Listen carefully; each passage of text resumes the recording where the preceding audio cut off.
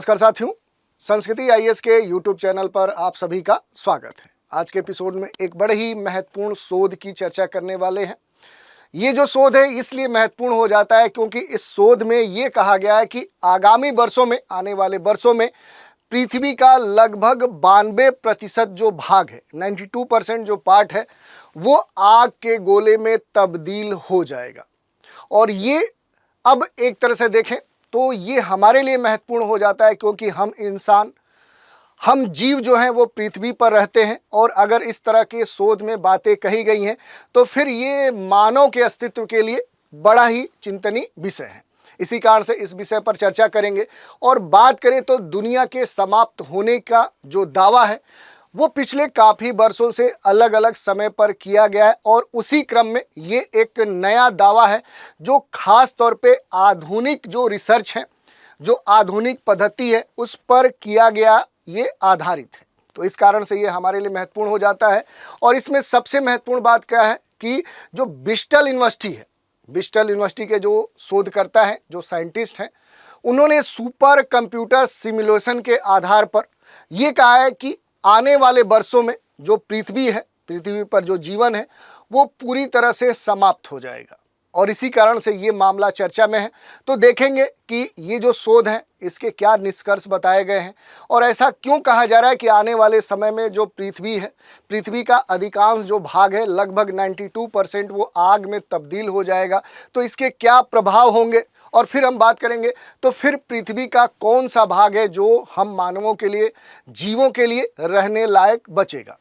और वर्तमान में पृथ्वी के जो जलवायु है उसमें इतना तेजी से आखिर परिवर्तन हो क्यों रहा है, इस परिवर्तन के पीछे आखिर कारण क्या है, और इस तरह के जो जलवायु परिवर्तन हो रहे हैं पृथ्वी पर, क्या उसके लिए जो वैश्विक समुदाय है, सरकार के स्तर पे क्या कोई प्रयास किए जा रहे हैं। तो ये सभी बिंदु हैं जिन पर आज हम डिटेल से चर्चा करने वाले हैं। चलिए सबसे पहले हम बात कर लेते हैं कि आखिर ये जो शोध है ये चर्चा में क्यों है। तो देखिए, अगर शोध की बात करें तो एक आर्टिकल ले रहे हैं और इसी आर्टिकल के आधार पर इस पूरे रिपोर्ट की चर्चा करेंगे, जिसमें ये कहा गया है कि 92% of earth will become ball of fire in research reveals chilling details about when life on earth will end। ये ब्रिस्टल जो यूनिवर्सिटी है उसी के जो शोधकर्ता है, उन्होंने एक सुपर कंप्यूटर सिमुलेशन के अनुसार ये कहा है कि आगामी लगभग 25 करोड़ वर्ष बाद पृथ्वी पर जो जीवन है वो पूरी तरह से संभव नहीं होगा, वो जीवन समाप्त हो जाएगा। और इस कारण से ये जो मामला है ये चर्चा का विषय बना हुआ है। इसमें ये कहा गया है कि इस पूरे रिपोर्ट में कि 25 करोड़ वर्ष बाद एक नया जो महाद्वीप है, सुपर कंटिनेंट, जिसको नाम दिया गया है पंगेवे, यहाँ पर अल्टीमा, इसकी उत्पत्ति होगी। और इस उत्पत्ति के कारण कई सारे परिवर्तन देखने को मिलेंगे। जहाँ एक तरफ जो तापमान है वो काफ़ी अधिक हो जाएगा, जो अलग अलग गैसों का सांद्रण है वो असंतुलित हो जाएगा। खास तौर पे इसमें ये कहा गया है कि जो कार्बन डाइऑक्साइड गैस है इसका जो सांद्रण है वो काफ़ी अधिक हो जाएगा। इसके अलावा जो ज्वालामुखी प्रक्रिया है उसकी जो फ्रीक्वेंसी है वो बढ़ जाएगी। आर्द्रता की स्थिति पूरी तरह से परिवर्तित हो जाएगी। और जो आवास हैं, जो हैबिटेट हैं, हम मानवों के लिए अलग अलग जो तंत्र हैं उनके लिए, वो पूरी तरह से समाप्त हो जाएंगे।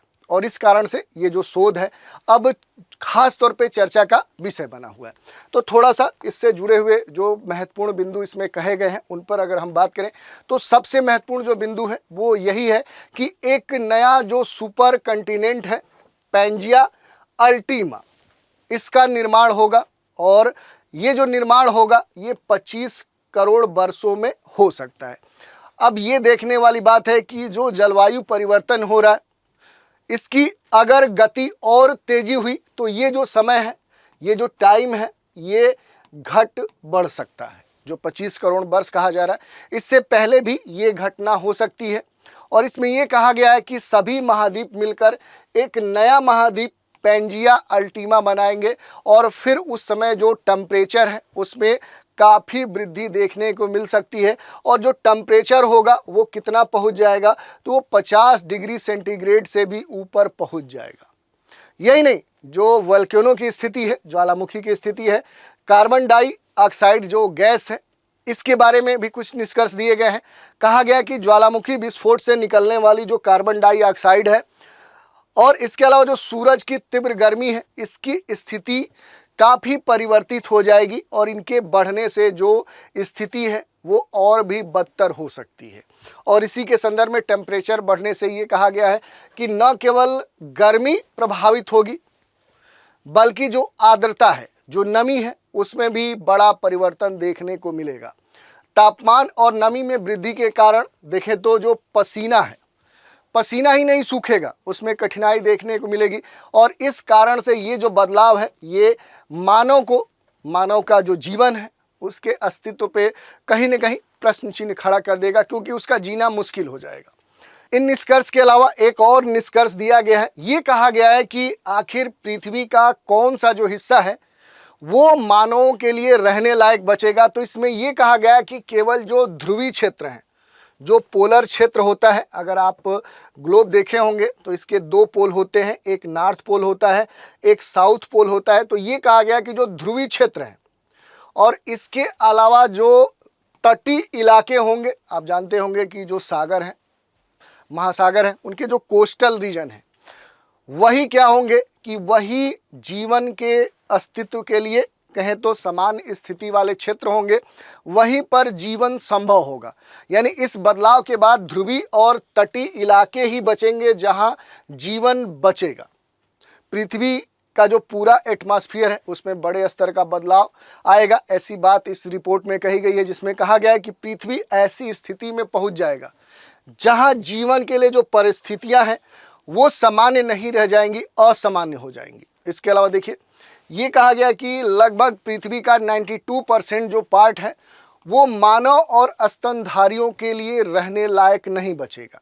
ये कहा गया है कि जो नया महाद्वीप बनेगा, जिसे पेंजिया अल्टीमा का नाम दिया गया है या पेंगेवे अल्टीमा का नाम दिया गया है, इसका विशाल जो जमीनी हिस्सा है उसके बारे में कहा गया कि जो पेंजिया अल्टीमा है इसका जमीनी क्षेत्र इतना विशाल होगा कि समुद्र का जो प्रभाव है उस समय एक तरह से नगण्य हो जाएगा और ये पृथ्वी के तापमान को नियंत्रित करने में अहम भूमिका निभाता है। चूँकि इस कारण से जो परिस्थितियां हैं वो पूरी तरह से बदल जाएंगी और पृथ्वी का जो अर्थ सरफेस है उसका जो तापमान होगा वो काफ़ी अधिक होगा, वो काफ़ी गर्म होगा और इस कारण से समुद्र का प्रभाव कम होने से पृथ्वी की जो सतह है वो काफ़ी गर्म हो जाएगी। एक तरह से वो कह सकते हैं आग के गोले के रूप में दिखेगी।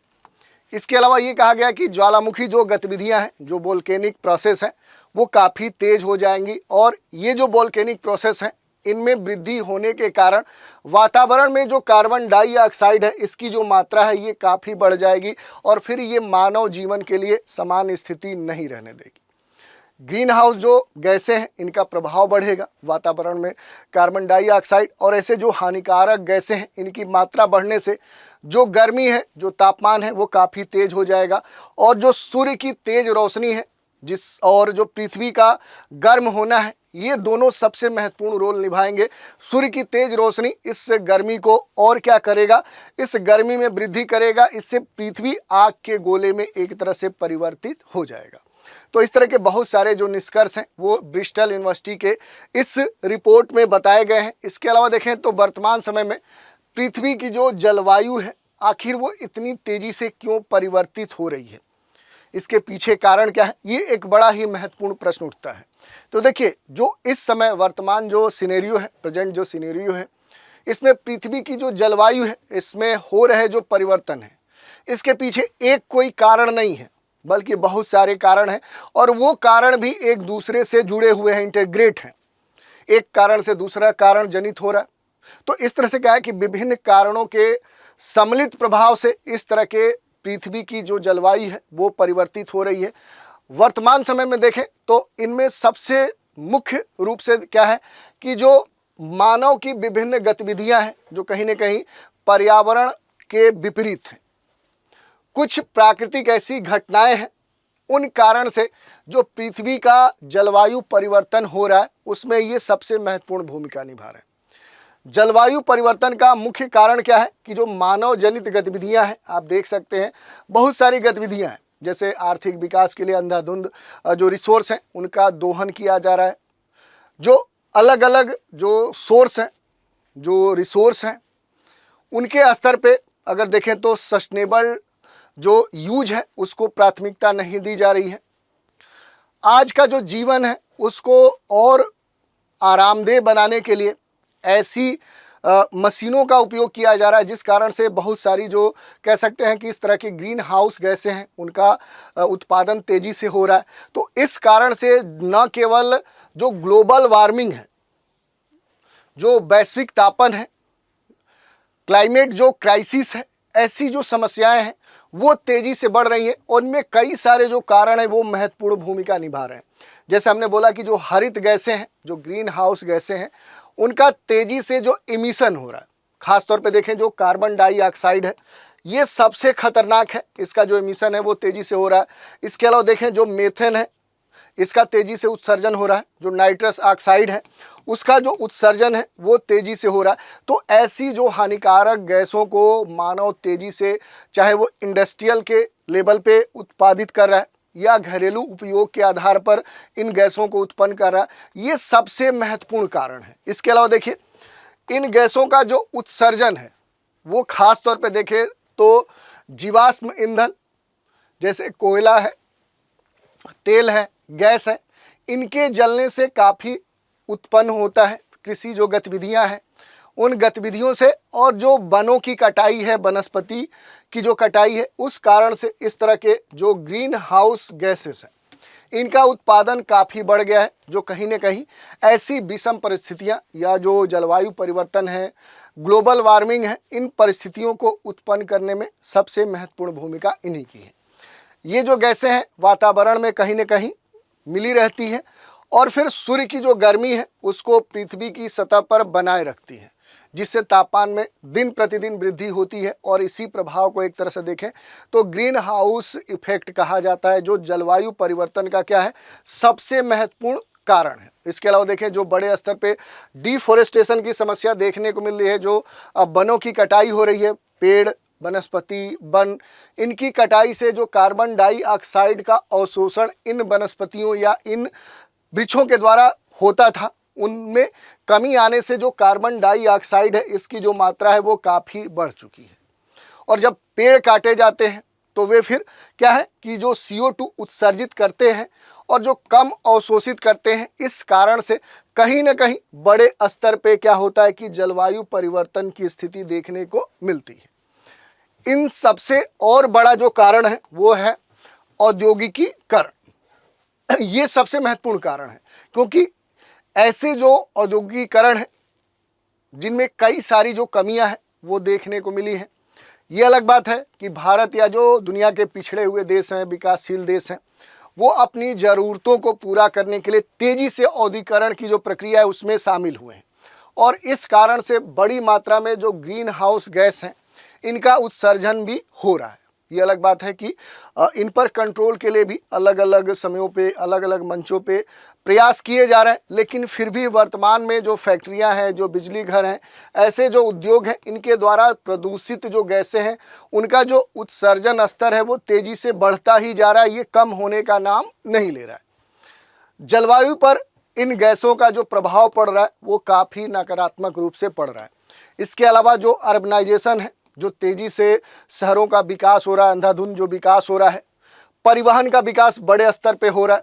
ये अलग बात है कि अब इस पर कंट्रोल करने के लिए नए नए जो तकनीक हैं उन पर अब सरकारें आ रही हैं, लेकिन फिर भी इन अभी तक जो परिवहन है इनमें बड़े स्तर पे जो परिवर्तन है इन क्षेत्रों में नहीं देखने को मिला। इस कारण से इस तरह की जो गैसें हैं ये अब भी काफ़ी अधिक मात्रा में इनका उत्सर्जन होता है, जिस कारण से जलवायु परिवर्तन तेज़ी से हो रहा है। इसके अलावा सीमित स्तर पे देखें तो जो कृषि क्षेत्र है, जो पशुपालन क्षेत्र है, इनका जो योगदान है ये भी जलवायु परिवर्तन में अहम है। कृषि में उपयोग होने वाले जो रासायनिक खादें हैं, जो केमिकल फर्टिलाइजर्स हैं, जो कीटनाशक दवाएँ हैं, जो पेस्टिसाइड्स हैं, इनके उपयोग से भी कहीं ना कहीं जो पर्यावरण है उसके लिए समस्या उत्पन्न हो रही है। पर्यावरण प्रदूषण की समस्या देखने को मिल रही है। जो बड़े स्तर पे कमर्शियल लेवल पे जो पशुपालन की क्रिया देखने को मिलती है, तो इस कारण से भी जो मेथेन है उसका उत्सर्जन होता है, जो एक शक्तिशाली जो ग्रीन हाउस गैस है उसमें शामिल है। इस कारण से भी जलवायु परिवर्तन तेजी से हो रहा है। और कुछ प्राकृतिक घटनाएं हैं जो नेचुरल इवेंट्स हैं वो काफ़ी महत्व रखते हैं, जैसे ज्वालामुखी जो विस्फोट है, जो सोलर इवेंट्स हैं, ये सबसे महत्वपूर्ण भूमिका निभाते हैं, क्योंकि ये इस तरह की प्राकृतिक घटनाएं हैं जो जलवायु परिवर्तन को प्रभावित करती हैं। ज्वालामुखी से जब ज्वालामुखी विस्फोट होता है उससे बहुत सारी जो गैसें हैं वो निकलती हैं। उनमें कुछ हानिकारक गैसें हैं जैसे सल्फर डाइऑक्साइड है। ये वातावरण में मौजूद जो कार्बन डाइऑक्साइड है उसको कहीं ना कहीं अधिक प्रभावित करती है। इसके अलावा जो सूर्य के द्वारा आने वाले जो रेडिएशन है उस कारण से भी जो जलवायु परिवर्तन है वो प्रभावित होता है। और वो प्रभावित ही नहीं होता है, जो पृथ्वी का तापमान है वो काफ़ी अधिक बढ़ जाता है। इसके अलावा देखिए सागरीय क्षेत्र के अगर हम बात करें तो समुद्र का जो तापमान है उसके बढ़ने से भी क्या हो रहा है, जलवायु परिवर्तन को और बढ़ावा मिल रहा है। गर्म जो समुद्र है उससे वाष्पोत्सर्जन अधिक होता है, जो कहीं ना कहीं क्लाउड और वर्षा के पैटर्न को क्या करता है, बदल देता है, उस पैटर्न को पूरी तरह से प्रभावित करता है। और इस क्रिया के फलस्वरूप क्या होता है कि अत्यधिक जो तूफान है, जो सूखा की घटनाएं हैं, अचानक भारी वर्षा होने की जो घटनाएं हैं, या जो जलवायु घटनाएं हैं वो अचानक परिवर्तित होते दिखती हैं। अब इस तरह के जो परिवर्तन हैं, खासतौर पे जो ग्रीन हाउस गैसें हैं, इनका जो बढ़ता प्रभाव है, इसकी अगर हम बात करें कि आखिर इसका क्या प्रभाव है, तो देखिए जब ग्रीन हाउस गैसें, इनका जो कंसंट्रेशन है, जो सांद्रता है, उसमें जब परिवर्तन होता है और ख़ास तौर पे इन गैसों का जो सांद्रता है जब ये बढ़ता है, तो फिर जो वातावरण है उसमें जो ऊर्जा है, ऊर्जा की जो अवशोषण क्षमता है वो प्रभावित होती है।